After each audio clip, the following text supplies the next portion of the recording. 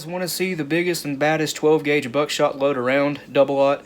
Well, this is it. It's a 21 pellet load of true 33 cal double-aught buck, 3.5 inch. Now, like I've said before, this may not be the most powerful round of buckshot you can load. It's only running about 1100, 1150 FPS. It's certainly below 1200, but it's a lot of pellets. And 1100 FPS is all you need with double-aught. If you guys plan on shooting this, there's a few things you need. Obviously, you need a 3.5 inch 12 gauge. We use a Mossberg 835. They have a 10 gauge bore, and well, that 10 gauge bore really helps with large loads like this. You also need a strong shoulder because this load produces a lot of recoil. With buffer, it's slightly over 2.5 ounces. Without it, it weighs 2.48 ounces. So yeah, nice big stout load. Like I said, we use a Mossberg 835. They have a 10 gauge bore, and the proper choke for this load is just a regular full, a Carlson's regular full for the 835. It's a 727 diameter, but that's actually extra full. 10 gauge full choke is 740 diameter, around that area. This is 727. It's extra full, technically. But anyway, guys, what do you say we get into this? Well, I'm using a brand new Shadot hull. These are unprimed, and it's actually stamped Kent. If you don't know, Kent uses Shadot hulls. They may use other hulls, I don't know, but as far as I know, they just use Shadots. But yeah, we're going with a Federal 209A primer. This is little gunpowder, and it's a very slow powder, slower than Blue Dot and Alliance Steel, so Magnum primer is probably the best way to go. And the 209As fit just fine in these Shadot hulls. These seem to have American-sized primer pockets. Fits just fine. Now, for the powder charge, we need 42 grains of little gun. You can use 43, but I don't really load max charges that often anymore. So 42 it is. And again, that'll get you about 1100, 1150 FPS, at least in our experience. Now, you can actually use this stuff to load up to 2 3/4 ounces in 3.5 inch 12 gauge, and whenever we chrono those, they're always running about 1060 FPS. So again, not terrible speed, but not the fastest. Set that, zero that out. Okay, 42 grains of little gun.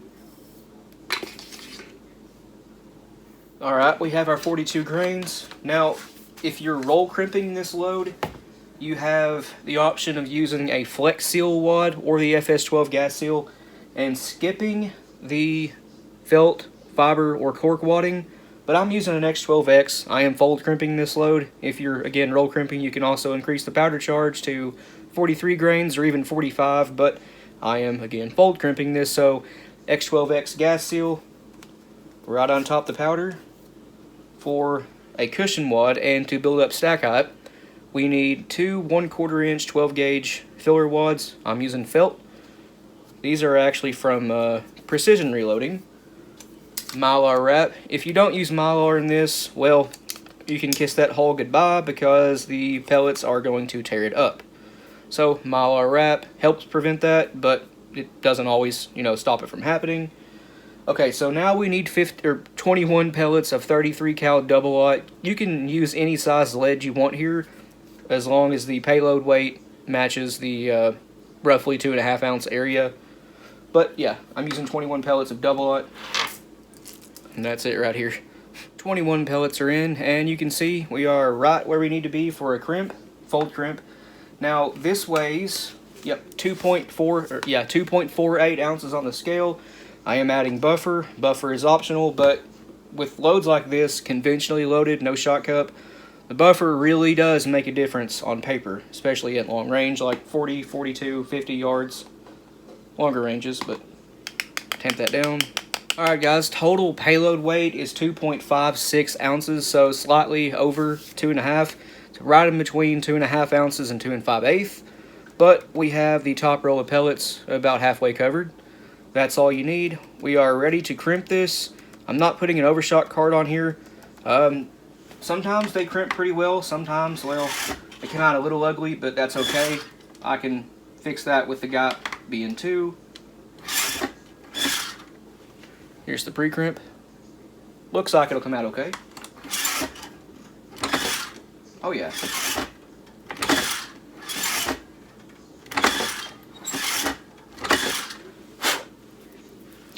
That's not bad right there. Again, I can pretty it up with a GOP BN2. And here's what it looks like after rolling it with the GOP. Almost like a factory shell. That is a very good looking load to me, guys.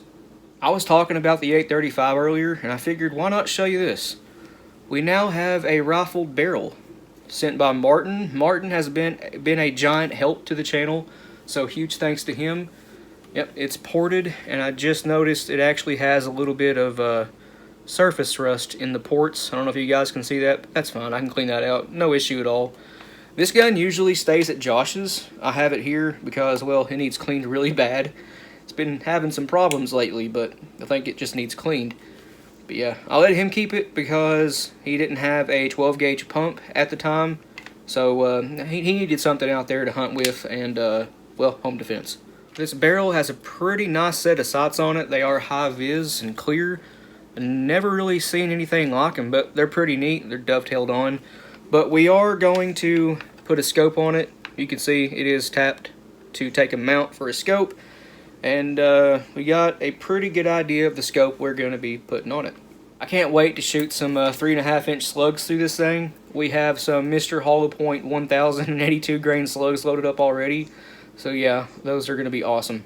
But anyway, guys, I think I'll end this one here. Please like and subscribe. We always appreciate that. If you have any questions or comments, leave them down in the comment section below and we'll get back to you. And if you want to, go check out our Patreon. It's as low as $1 a month and you guys get early access to content. A link to that, as well as a link to our Instagram and Patreon accounts, or Rumble accounts, will be in the description below. But other than that, you guys take it easy and we'll see you in the next one.